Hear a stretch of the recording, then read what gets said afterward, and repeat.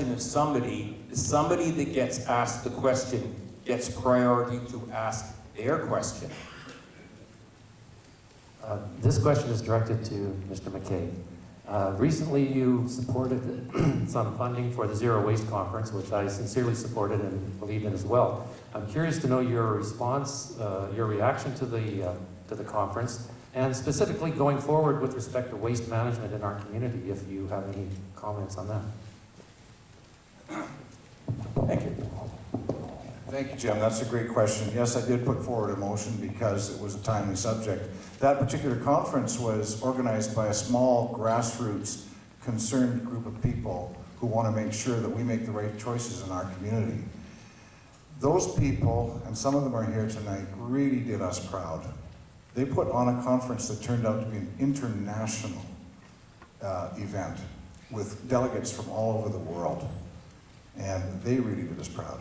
Moving forward, one of the things I did learn was a new language at that conference. It's called harvesting. What we normally throw in the garbage and put in the landfill, we can now harvest. There's new products and new items that are being considered to be resources every day. Nanaimo's central location makes it so that we could become the clearinghouse for all kinds of products and natural resources that we can reuse coming out of garbage from all over Vancouver Island, including newsprint, plastics, carpet, mattresses, all kinds of things that we never thought about recycling a few years ago that could spur on new industry in Nanaimo with good paying jobs and without sending it to an incinerator. Thank you. Hey, Bill, would you like to ask one of the other candidates a question, since you were gentleman enough to answer that one? Well, thank you very much. I would like to ask Mr. Holden, you suggested in a newspaper article a few years ago, and that when we bought the ICF, that in fact what we should do is we should spend between $500 million and $1 billion to turn it into a light rail from Courtenay all the way to Victoria. Do you still feel that way?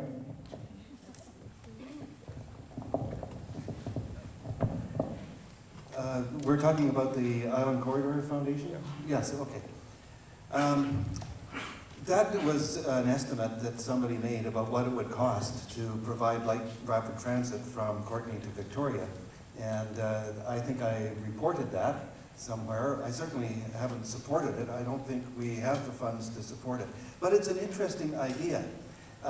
What we have now is a aging, rusting railway that's 19th century technology, train that may go 40 miles an hour. How can it compete with our highway for trucking or for passengers? So it's something that we need to think about. The most important thing that the Island Corridor Foundation has done is to protect that corridor for transportation options in the future. It's all been rezoned from one end to the other. It can't be developed. It can't be sold off in pieces. And we're going to always have that transportation route whenever we have an excellent way to use it. It might be that we can bring back the railway for a few years at not a great cost. And it might be that in the future, when we've got a greater population and really need it, we can use it for light rapid transit, and that $500 million will seem reasonable. It seems reasonable when you think that the Island Highway cost at least $1 billion. So when we need it, we will have the land and the route for it. But I'm certainly not advocating that we collectively spend that kind of money now. Hey, Bill, thank you.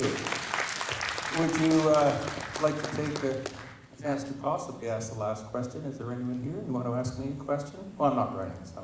Yeah, I'd like to ask you. Yeah, forget it. Who would you like to question, if anyone? I'd like to ask Gary Corbin a question. Gary, how would you work to bring a council together to achieve common goals? Thank you, Gary. Glad you asked, Bill. As you know, we worked together on many councils over the years. You also are probably the best witness in this room to know that I do fit in the middle of the political spectrum, and I'm able to make arrangements and agreements and cooperation on both sides of the spectrum. We and my councils have made decisions that were tough at the time because of the economy and because of the controversy of the issues. But after years of split votes prior to my administration, I put together coalitions of 8 to 1 and 7 to 2 on some of the most controversial issues of the time. I believe my record speaks for itself in terms of teamwork with the people that you choose to work on council, and it doesn't matter to me what end of the political spectrum they are, I will work with them. I have a question. I have a question for Mayor John Rattan. You promised the most open and transparent government in Nanaimo's history. How's that going? Well, I could answer